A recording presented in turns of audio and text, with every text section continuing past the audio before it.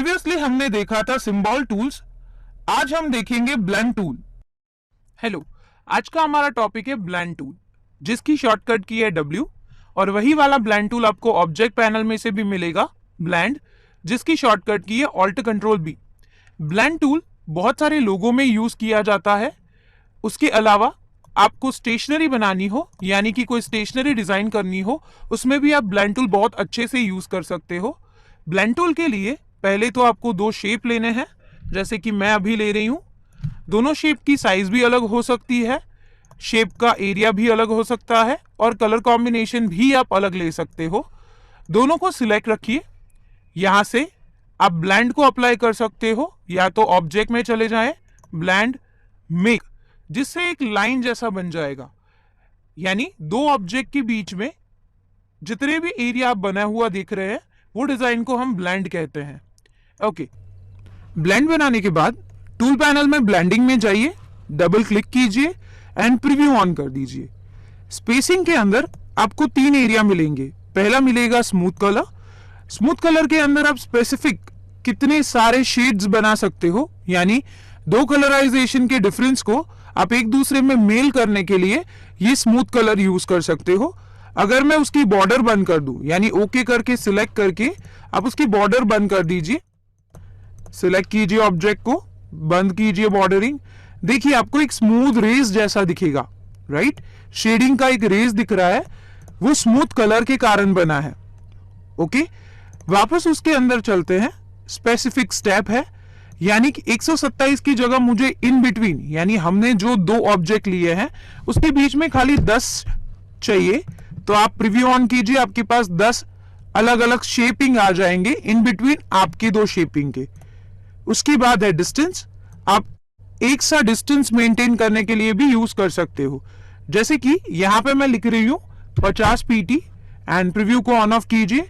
हर एक ऑब्जेक्ट के बीच में 50 PT बढ़ गई एक दूसरे के गैपिंग में। ओरिएंटेशन में दो ऑप्शन है। ओरिएंटेशन यानी अलाइन टू पेज, अभी के लिए पेज के साथ नहीं करना है हमें।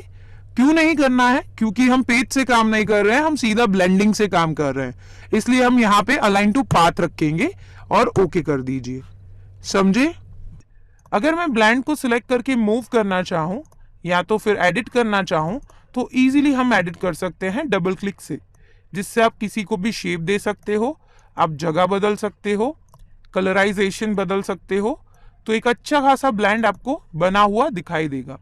अगर मैं बात करूं, मैं जस्ट उसको ब्लेंड को डबल क्लिक से एडिट कर रही हूं, बड़ा कर रही हूं, और ये छोटा वाला ऑप्शन ऊपर ले आ रही हूं, राइट क्लिक, फ्रंट। देखिए आपकी एक अच्छी खासी डिजाइन रेडी हो जाएगी ब्लेंड से। यहां पे हम एक दूसरा डिजाइन बनाते हैं। मैंने यहां पे दो लीव्स लिए हैं, यानी लीव का शेप ले रही हूं ताकि एक अच्छा सा ब्लेंडिंग बना पाए। मेरे पास यहाँ पे दो लीव्स है, और उसी दो लीव को मैं वापस ब्लेंड दे रही हूं। ब्लेंडिंग देने के बाद मैं खाली उसके ऊपर सेटल कर रही हूं ताकि मुझे अप्रोप्रिएट लुक मिले, और ब्लेंडिंग में जाके उसके अंदर स्पेसिफिक स्टेप को कम कर रही हूं, जैसे कि यहां पे मैं खाली 10 दे रही हूं। देखिए आपको कुछ शेडिंग जैसा दिखेगा। आपका शेडिंग रेडी है, जिससे आप कोई भी शेपिंग दे सकते हो। जैसे कि मैं उसकी आउटलाइन चेंज करना चाहती हूं, तो आउटलाइन चेंज करके भी आप उसकी शेडिंग को बदल सकते हो, राइट? ब्लेंड टूल को आप लोगो में कैसे यूज करोगे? अगर मुझे लोगो में किसी भी एरिया में ब्लेंड टूल यूज करना है, तो वो एक नियर बाय शेपिंग में हमेशा यूज किया जाता है। जैसे कि अभी मैं ब्लेंड टूल को यूज कर रही हूं इन दी स्टार एरिया। स्टार में मैं ब्लेंड टूल को दूंगी। ब्लेंड टूल देने के बाद आप किसी भी शेप के ऊपर उसको चढ़ा सकते हो, यानी किसी भी शेप का आउटलाइन ले लीजिए, दोनों को सिलेक्ट कीजिए। ऑब्जेक्ट में जाओगे तो वहां ब्लेंडिंग में बहुत सारे ऑप्शंस अवेलेबल है। उसमें ऑप्शंस में रिप्लेस स्पाइन ऑप्शन अवेलेबल है, जिससे आपका जो ब्लेंड है वो उसके ऊपर चढ़ जाएगा। देखिए बहुत सारे लोगों में आपने ऐसा देखा भी है। अगर आप पॉइंट ऐड करोगे तो पूरी तरीके से वो ऐड हो जाएगा। आपको माला बनानी है मोतियों की, या तो फिर लोगों के अंदर यूज करना है, कोई शेपिंग एरिया में यूज करना है, या तो आपको हाफ कट लोगों में यूज करना है, तो भी आप यूज कर सकते हो। मैंने यहाँ पे डायरेक्ट सिलेक्शन टूल लिया है और नीचे वाले एंकर पॉइंट को सिलेक्ट किया है। देखिए मैंने वहां पे सिलेक्ट किया हुआ है। अब मैं क्या कर रही हूँ, सीधा उसको डिलीट कर रही हूँ, यानी कीबोर्ड से मैंने उस एंकर पॉइंट को डिलीट कर दिया ताकि वो सेमी सर्कल में चला जाए।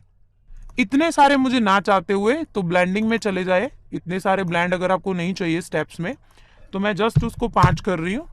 देखिए, आप किसी भी लोगों के अंदर ऐसा ट्रेल एरिया बना सकते हो जिससे आप ब्लेंड को इफेक्टिवली लोगों के अंदर यूज कर सकते हो। सिलेक्टेड रखिए, ऑब्जेक्ट में चले जाइए, यहाँ पे रिवर्स है, यानी आप उसको रिवर्स भी कर सकते हो। ब्लेंडिंग में वापस चलते हैं, फ्रंट टू बैक कर सकते हो। और अगर आप उसको एक्सपांड दे देते हो, यानी यहाँ से रिलीज दे देते हो, वो अलग अलग हो जाएगा। एक्सपांड कर दोगे तो अब वो ब्लेंड में से निकल के ऑब्जेक्ट में टर्न हो जाएगा, यानी अब ये ब्लेंड नहीं रहा, अब ये ऑब्जेक्ट की तरह बिहेव करेगा। समझे? लोगों के लिए बहुत इंपॉर्टेंट है। सो ब्लेंड जहां पे भी आपको ऐसे ट्रेल एरिया में दिखे, आप उसको इजीली यूज कर सकते। अब तक आपने ब्लेंड देखा वो क्लोज पाथ में देखा और लोगों के लिए देखा। अब जो मैं ब्लेंड आपको बता रही हूं वो आप स्टेशनरी डिजाइन के लिए भी यूज कर सकते हो। जैसे कि ओपन पाथ में ब्लेंड करना है मुझे, 2 आर्क ले रही हूं, एक और दूसरा, दोनों को आप कलराइजेशन दे दीजिए। कंट्रोल ए सिलेक्ट करके मैं यहां से उसको शेपिंग दे रही हूं। दोनों को आप अलग अलग कलर भी दे सकते हो ताकि अच्छा खासा ब्लेंड बने। दोनों को सिलेक्ट करके ऑब्जेक्ट में जाके आप उसको ब्लेंड दे दीजिए ताकि एक अच्छी सी पैटर्न और डिजाइन रेडी हो जाएगी। देखिए, इसको ओपन पाथ का ब्लेंड बोलते हैं। मैं अगर डायरेक्ट सिलेक्शन टूल से इसको मॉडिफाई करूंगी तो भी सारे शेप्स उसको मॉडिफाई करेंगे। अगर आप ध्यान से देख रहे हो तो ये सारे शेप्स देखिए मॉडिफाई हो रहे हैं इजीली। डायरेक्ट सिलेक्शन टूल इसको हेल्पफुल बनाता है। अच्छा, ऐसी बहुत सारी स्टेशनरी में डिजाइन देखी जाती है। स्टेशनरी में डिजाइन बनाने के लिए फाइल में जाइए, न्यू फ्रॉम टेम्पलेट में जाइए, जिसमें ब्लैंक टेम्पलेट अवेलेबल है, जिसमें आपको बिजनेस कार्ड के टेम्पलेट मिलेंगे। ओके कीजिए। जब आप फाइल ओपन करोगे, यानी आपकी फाइल ओपन हो जाएगी, तब आपको 4 अलग अलग प्रीव्यू मिलेंगे। पहला जो है वो है हॉरिजॉन्टल कार्ड, दूसरा जो है वो वर्टिकल कार्ड है। यहां पे आप देखोगे तो 2 फोल्ड कार्ड दिखेगा आपको, और यहां पे देखोगे तो 4 फोल्ड कार्ड दिखेगा। अच्छा, इसकी मेजर वैल्यू आपको अगर चेक करनी है तो टूल पैनल में एक टूल है आर्टबोर्ड टूल, जिसका यहां पे क्लिक करने से आपको आर्टबोर्ड सिलेक्शन मिलेगा। राइट, आप उसको मूव कर सकते हो। इवन आप ऊपर से जो प्रॉपर्टी पैनल आपको मिल रही है उसका प्रीसेट चेक कर सकते हो, यानी आप उसको साइज चेंज करना चाहते हो। जैसे कि हमारे नॉर्मल पेपर A4 है जो प्रिंटिंग पेपर है, लेटर हेड के लिए लेटर पेपर है जो लेटर हेड पे आप प्रिस्क्राइब करवाते हो डॉक्टर से भी, लीगल पेपर यानी कानूनी काम के लिए जो आप पेपर यूज करते हो वो आप यहां पे ले सकते हो। हमारा मेन मुद्दा है बिजनेस कार्ड। बिजनेस कार्ड के लिए आप वर्टिकल हॉरिजॉन्टल दोनों साइज ले सकते हो, बट अगर मुझे यहाँ पे साइज जाननी है तो आपकी वैल्यू यहाँ पे लिखी हुई आपको मिलेगी विड्थ एंड हाइट। पर अगर आपका हाइट पीटी में दिखाया जा रहा है आपको, तो आपको कंपल्सरी सिलेक्शन टूल लेके आर्टबोर्ड पे क्लिक करना है ताकि आपको यहाँ पे डॉक्यूमेंट सेटअप, ऊपर प्रॉपर्टी पैनल में आपको डॉक्यूमेंट सेटअप मिले, जिसमें आपका यूनिट जो है वो आप सेंटीमीटर या तो इंचेस में कर पाओ। मैं वापस दिखा रही हूं आपको, प्रॉपर्टी पैनल में जाओगे, जहां डॉक्यूमेंट सेटअप मिलेगा, इंचेस में ले लो एंड ओके कर दो। वापस आप आर्टबोर्ड टूल ले आओ, Shift+O जिसकी शॉर्टकट की है, टूल पैनल में आपको मिलेगा, सिलेक्ट करोगे, आपको देखो यहाँ पे साइज मिल रही है 3.5/2 जो हॉरिजॉन्टल का एक साइज है। वर्टिकल का साइज कुछ उल्टा रहेगा 2/3.5। अगर मैं बात करूं 2 फोल्ड की तो वो ड्यूअल हो जाता है, यानी उसका विड्थ जो होता है वो डबल हो जाता है। अगर मैं एग्जांपल दूं, अगर आप बिजनेस कर रहे हो अलग अलग एरिया में, तो आप चारों की चारों अलग अलग बिजनेस कार्ड बना सकते हो। अच्छा, छोटी सी डायरी जैसा आपको कुछ बनाना है तो भी आप बना सकते हो, यानी 2 फोल्डेड एरिया में। अगर आप कहीं पे इंफॉर्मेशन लेने जाते हो, लैपटॉप की बात करें या तो फोन की बात करें, आपको एक मिनी ब्रोशर जैसा दिया जाता है, राइट? तो वो 2 फोल्ड ब्रोशर जैसा होता है, छोटा सा, जिसको हम यहाँ पे वर्कआउट कर सकते हैं। अगर मैं बात करूं 4 फोल्ड की, अगर मैं उसको सिलेक्ट करती हूं तो यहाँ पे आपको देखो हाइट में भी दुगना एरिया मिलेगा, विड्थ उतनी ही रहेगी। हाँ, जब आप कॉफी शॉप वगैरह में जाते हो आपकी पॉकेट मेनू कार्ड दिया जाता है, राइट, जो आप घर पे ले जा सकते हो, ऑफिस में रख सकते हो, तो उसकी साइज के लिए आप 4 फोल्ड ले सकते हो। समझे? अभी के लिए हम बिजनेस कार्ड में हॉरिजॉन्टल एरिया में काम कर रहे हैं। हम यहाँ पे पहला वाला जो बिजनेस कार्ड है उस पे अप्लाई करेंगे।